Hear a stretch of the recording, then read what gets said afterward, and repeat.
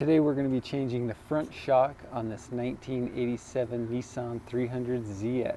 So I've already made a video of me changing the suspension in the rear, so if you're interested in that, just click on that video. But for this, I got the car jacked up, I got the tire off, so now we just need to remove the brake caliper and we'll go from there. I'm going to undo this clip that holds the brake line right here to the shock. Once I get that off, I can take the brake caliper off and I can just set it right on the ground. So I got that clip off holding the brake line.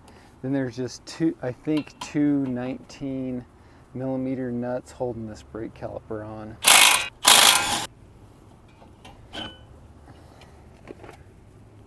Now I just need to take this dust cap off. So the purpose of this is to be able to take this whole brake off. There's a cotter pin.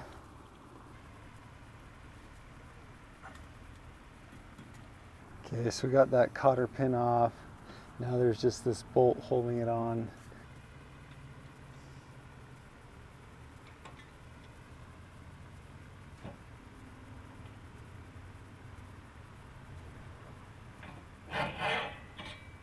So be careful pulling this off because this bearing comes out really easy. You don't want to drop that or mess that up.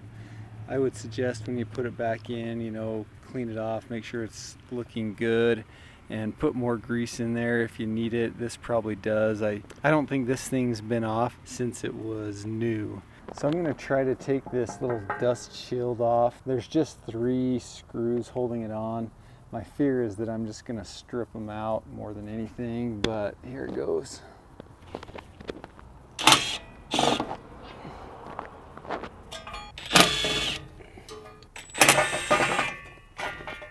There we go. So now that that dust shield's off, you can see a little better. There's just 2 more bolts that we need to get out. This one right here, and then this one right here. You can see that ball joint's torn right there. It's not moving a whole lot, but if I were a better mechanic, I'd probably replace that while everything was off. So these down here are 17mm. Makes it a little easier to access it if you turn this. Now the last thing I'm going to do on the bottom here is this sway bar end link right here on the bottom. I am going to undo it. That's going to allow us to push this arm down, and then we'll be able to hopefully slide this shock off. The bolt on this end link is a 14mm. Okay, now we're moving on to the top. There's a little cap here, you can just take that off. We're going to undo these 3 bolts, but before I do that, I'm going to loosen this center bolt. Now I'm not going to take it all the way off. That's what's holding the spring onto the strut. And then these 3 bolts should be pretty easy.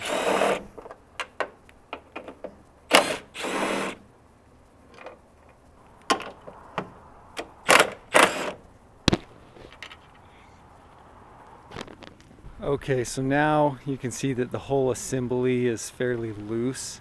And what I'm going to do is I'm going to take my foot and I'm just going to press down on that lower control arm, and I'm just going to pull from the bottom on that strut.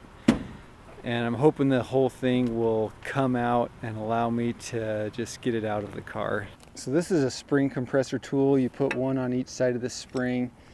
You can rent these from just about any auto parts store like O'Reilly's, AutoZone, whatever. You want to be careful with these. You're dealing with a lot of pressure with these springs, but they're fairly simple. You just put them on there and then screw them down and it tightens it and compresses the spring. It's as simple as that.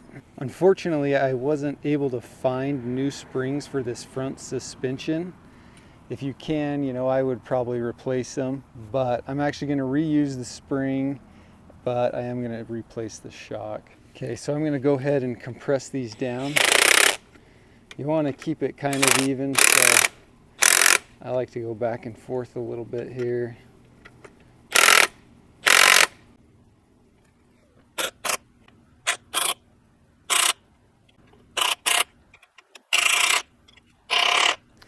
Okay, so it's compressed enough that it's not putting any pressure on this top part here. So now I'm going to go ahead and finish taking off that nut that was on the very top, and we can take that off and take the spring off.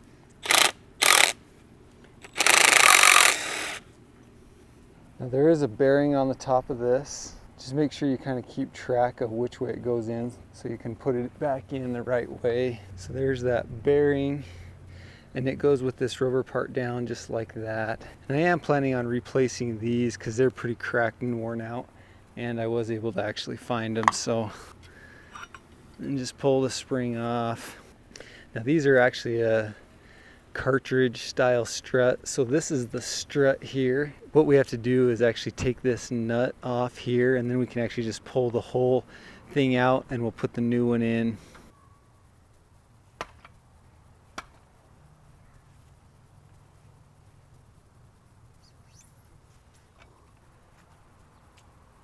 So there is a little gasket inside here holding this in, and all this stuff that's holding this thing in, I'm not too worried about ruining it, and that's mostly because the struts that I'm putting on, they're the KYBs, and I don't know that they're good or what a good strut for this car is, but they're completely different than this. So they have completely different hardware on the top that secures them in, and that all comes with those struts.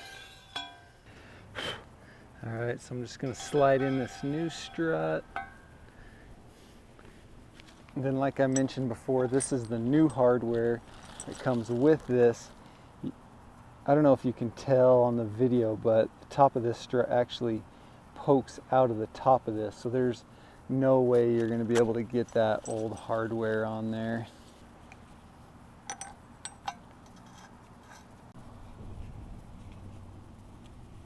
Okay, once again, get the pipe wrenches to tighten this.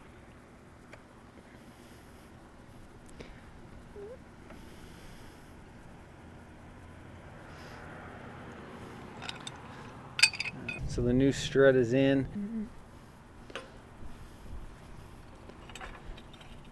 Got the spring on. Then you put that bearing back on. And then I'm putting this new, whatever you call this, strut mount on it. It came with a new nut, so I'm going to use that.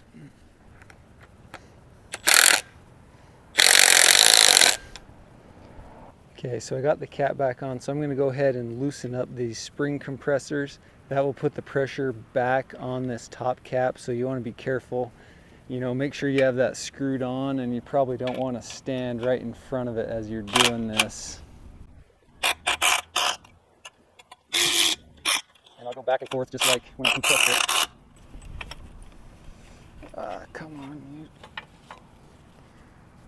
From here forward, to put this back in the car, it's just the reverse of taking it out, so I'm not going to show all that, but hopefully this video was helpful for you.